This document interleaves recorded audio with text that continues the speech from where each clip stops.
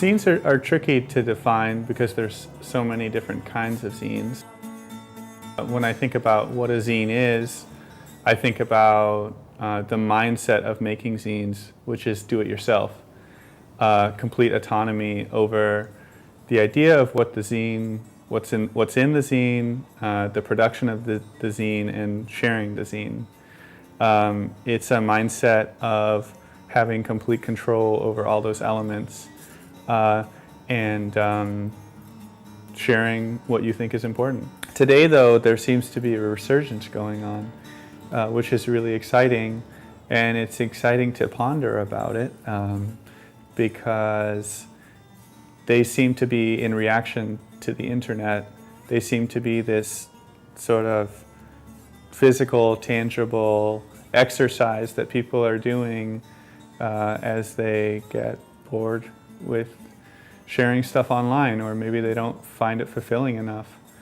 And so you're seeing zine fests sprouting up all over the Bay Area. There's the San Francisco Zine Fest, which is a really awesome event. It brings together all kinds of interesting people. Over the last 5 years, attendance doubling, and it's great.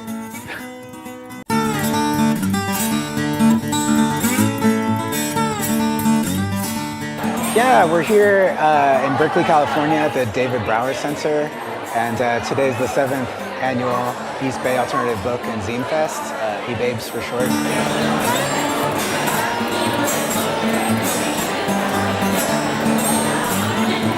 eBabes is different in that it really represents the culture of the East Bay area.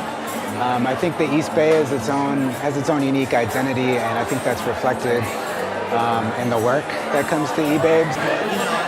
People come from all over the country to be here, but there are a lot of folks from Berkeley, Oakland, Alameda County, and other places that you won't find in other festivals. The work that you find here is deeply personal. It's very unique work that's produced not to make a profit, but more therapeutic in some senses, but just as a more pure form of expression. Zinesters tend to be fairly solitary. Zine fests are really the only place where these people who would otherwise be solitary can come together and kind of share their work, see what other people are doing, and kind of see each other face to face.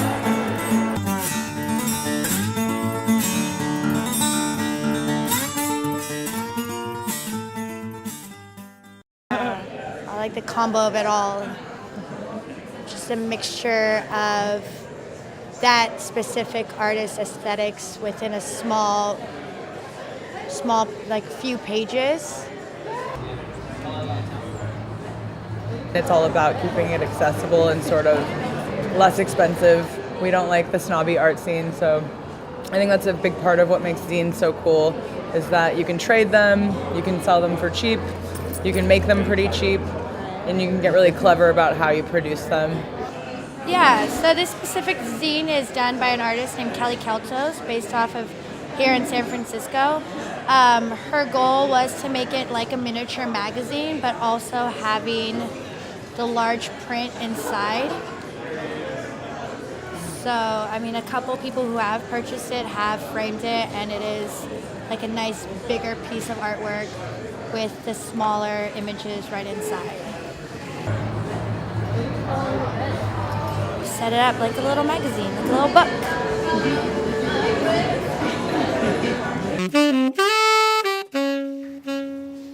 We've not been dating long, so there are many mysteries left for us to discover. Like what we're like to each other when we're grouchy, or sleep deprived, or fed up, or lost to hopelessness. We are in the throes of new love and everything gleams.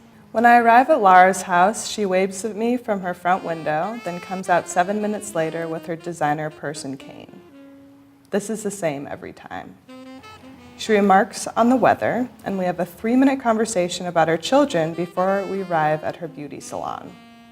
She gets her hair done every Saturday morning to last the whole week. This ritual takes 4 hours. I would define and link zine culture with do-it-yourself culture, with putting resources together and coming together not for the sake of selling a product, but for creating community. So my friends and I run this project called One Stroll, and basically it's sharing a photographer's entire roll of film, unedited. We don't leave any frame out, and it's along one street or one area for about 1 hour.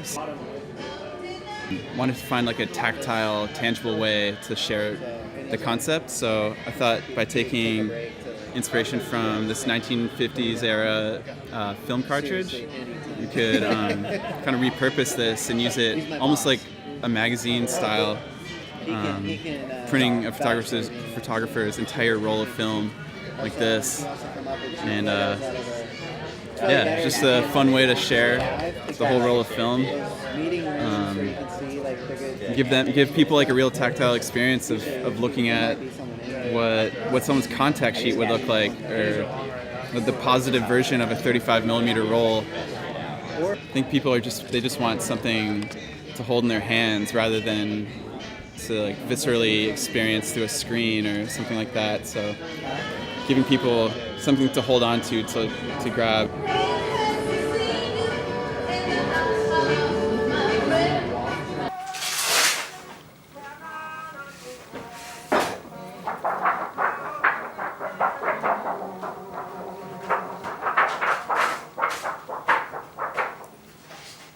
I came to the topic of confinement through thinking about the way things were after Trump won. So I was just interested in the different ways that people are maybe dealing with this topic, and I invited people to respond to it artistically. So every artist got an invitation in a folder like this, and it came with a letter from me contextualizing why I wanted to make this zine, and inviting them to contribute to it, the confinement zine. And it also came with three pieces of art paper in the size that the zine will come in. So I wanted them to make the original art on the size of paper that the zine was going to be, and then they sent it back to me in the mail. So we've got 5 artists. Each artist gets a spread. That's 10 pages. And then with the covers and inside covers, we ended up with 16 pages. It'll be 4 sheets of paper, 16-page zine. So that's the original. And I separate out just the black, and I'll separate just these gray areas out.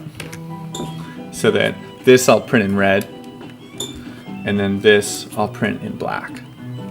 And then when they're on top of each other, it'll look like that, with the red behind the black. Actually, I think it'll look really nice. My printer only prints in red and black, and I could get more colors, but it would cost a lot more money, and it's difficult to actually find the colors and the drums for the colors. I have red and black, and I'm very happy with red and black. I think that it creates an aesthetic that I like, and it creates boundaries to work with that I like. When an artist gives me their work, we'll either take away their color and turn it into black and white, or give it color and give it some red. There's something about working with constraints, working within them, and being creative in them that I really like, working with the red and black. When I talk to someone about printing for them, that's one of the first things I talk about, is that it's going to be printed in red and black. And it's a very specific aesthetic that they have to be willing to, succumb to. They have to kind of let go of their work and let it be transformed, because that's what's going to happen. Well, I think that the zine is a great format because zines are very personal. And, I'm trying to put as much effort into making the zine itself look very personal. And I don't want to say precious, but I want to say not something that you would just throw around, something that you would maybe leaf through. carefully. Yeah.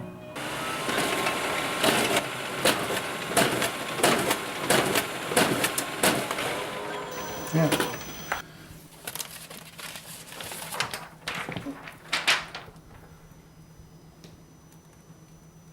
Looks good. Fold it in half. So that's the working cover right now, and that'll be the back. I think it's good.